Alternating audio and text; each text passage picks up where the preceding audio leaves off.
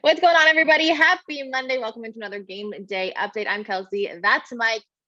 The Memphis Grizzlies will take on the Houston Rockets today. Now, this is a team, Mike, that is on an 11-game losing streak. But that doesn't say everything because obviously the Grizzlies are coming off of a loss against the Pelicans, who were a one-win team as well, just as the Houston Rockets is. So it is not this like we're going in, we're going to win. We got to play tonight against this team. Mike, how are the Grizzlies going to end this losing streak? Yeah, as you were setting that up so eloquently, Kelsey, I was thinking, you know what? The Rockets have lost double figures in a row. The New Orleans Pelicans lost 9 in a row. You felt like you were going to go in that game and get yourself right. You can't make any assumptions right now with the way the Grizzlies are playing and just basically the confidence level. Any NBA team can jump up and beat you. I said it before. For a long time, the Grizzlies were the only team that had the Golden State Warriors a loss, the best team in the league. And for a long time, they're good enough to beat the Warriors. They're bad enough to lose to anyone. And that's the case right now when you're an up and down sort of erratic team. And, what do the Grizzlies have to do to win tonight? Number one, they have to realize they're at home. They should get that energy boost from home. They have to start better. And I think that's what's hurt them in each of the last few handful of games, is that they didn't really start with that kind of intensity that we needed to see. So that's on the starters. That's on Ja Morant. That's on Jaren Jackson Jr. to get involved from the outset, and then let everybody else fall into play from there. What do you see as essential for them getting back on the right track?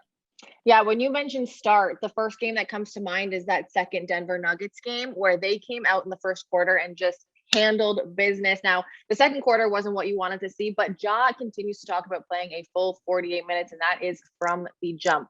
The essential thing that I'm going to say, and this seems so obvious, but is defend. Have discipline on the defensive end, because the Grizzlies, when they play good defense, it allows them to be able to score in transition, which is where they find a lot of their success. When the other team scores, they're not able to get out into a fast break. So defense is the number one thing for me. You've got to stop them from scoring. This is one of the lowest scoring teams in the entire league.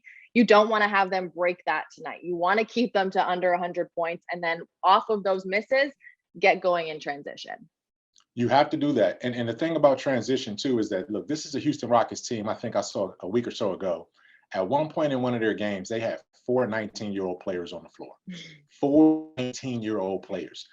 That's hard to believe when you talk about how young this league is, but still, they're stockpiling talent from that standpoint. They're taking gambles on guys that should be in college as freshmen or sophomores. And so it's tough to try to win games that way. But when you're the Memphis Grizzlies, any team stays in the game with you, especially if they get confidence early. You don't want Jalen Green and some of those guys to get confidence early and give themselves a chance to feel good about what they're doing. This is about the Grizzlies coming out and saying, look, we're the better team. Let's prove it on our home court. And they can't give up threes. We talked about this like it's a broken record. Every single team now is lighting the Grizzlies up from threes, exceeding their makes from their season averages. And when you saw the Pelicans do it, you saw the Suns do it.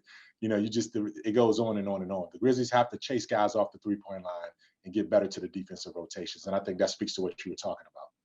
Yeah, the other thing that I would say is don't be afraid today to not give these guys open looks. If you have to take a foul, take a foul. This is percentage-wise the worst free throw shooting team in the entire league. So we talk about getting advantages, right? So you want to chase them off the three to make them shoot twos. That's your advantage, but also don't give them open looks in the paint because they're a really horrible free throw shooting team. And just when we talk about starts too, I just want to have this in there. This is a Houston Rockets team that can stay with any team in the first half. So you want to, maybe not get the Grizzlies' confidence down in that first half if they're still close to you, but that third quarter is going to be so essential in order to kind of like make that step forward, because the Houston Rockets have been close in almost every halftime that they've lost. It's the third and fourth quarter where they kind of just run out of steam. They do. And that's to be expected. I mean, this is a team that's fighting for more lottery ping pong balls, right? They're fighting to get back to the top of this draft again and put one more team to get one more draft class together, and then maybe in a year or two take that next step. We talked about who's going to be available, who's not. We haven't talked about that yet, but the Grizzlies have a clean injury report. They emerged from, for the second or third straight game, they've emerged from shoot around with a clean injury report. Right now, they're mentally injured. They're psychologically, a little bit rattled in terms of having these losses piled up, because that's not what Taylor Jenkins expected. That's not what Ja Morant expected. And Ja talked about that afterwards. He says, after shoot around, I asked him, and he said, I've built individual relationships with just about everybody on this team for moments like now where I can go have those talks and say, hey, here's what I'm going to do for us. Here's what I need you to do for us. And that's leadership right there. So, that's where it starts, is taking ownership, taking accountability. Hopefully you can get out on the court and translate that into some victories. All right, so let's go. Let's end this game day update with one key player. Who's your key player for tonight? Oh, Jaren Jackson Jr. You didn't hear me. So let me say it again. Jaren Jackson Jr. He's 7 feet. He's 250 pounds. He's one of the best shooting bigs we have in this league. He's one of the most diverse, dynamic, talented bigs we have in this league under the age of 25. He's got to come into this game and say, it's my time. I'm not going to go 1 for 8. If I'm going to go 1 for 8, let me go 1 for 16 at that point. Let me go, if I'm not going to score like I didn't score in New Orleans, let me go grab 12, 13, 14 boards and get 4 or 5 blocks. Let me dominate one aspect of this game one way or another. Jaren Jackson Jr., it's not all on him, but it's time for us to see him take one of those games and say, I'm going to put this thing on my back and I'm going to carry us regardless of what the outcome is. You go ahead and talk, Kelcey, because I got a surprise I want to bring to the table in a second. But who is your player you're going to look to? A surprise. Okay, my key player today, I'm moving over to the Houston Rockets. I'm going to go with Christian Wood.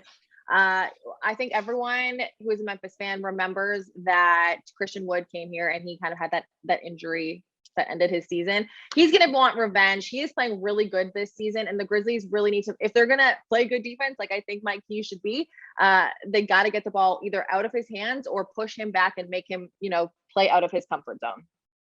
Okay. Well, I'll tell you what you can also do, and speaking of comfort, there's not a more comfortable jersey you're going to find in our team store than the ones that just went on sale today. It's the Grizzlies City Edition, Ja Morant style City Edition Grizzlies jerseys. You can get them in the team store today. They're flying off the rack. I had to go get mine early, maybe a minute before they opened up. But go get these today. Check out the team store. You're going to see them all around FedExForum. Makes for a great stocking stuffer. Makes for a great Thanksgiving gift. Or you could just pull it out the bag and rock it tonight. Kelcey, I got one for you too, so you can do your thing as well in it. Just make sure you go stop by the team store and get one of these. And Ja Morant's definitely ready to go make this thing happen and get this team off the slide right now. There we go. We'll see you guys at 7 p.m. Everyone, go get yourself one of these jerseys. They're so cool. Can you show the 75th Yes. the 75th anniversary Nike? Oh, it's like yes. No, on the front. Oh, on the front. Yeah, it's silver. See a little the silver Nike. The silver Nike on the front, right? But you're looking at the 75th. That's right here on the back. That's the 75th right there. Mm-hmm. Yes. There we go, folks. Yes. Go get your jerseys and then head out to FedExForum, and we'll see you guys tip off at 7 o'clock tonight.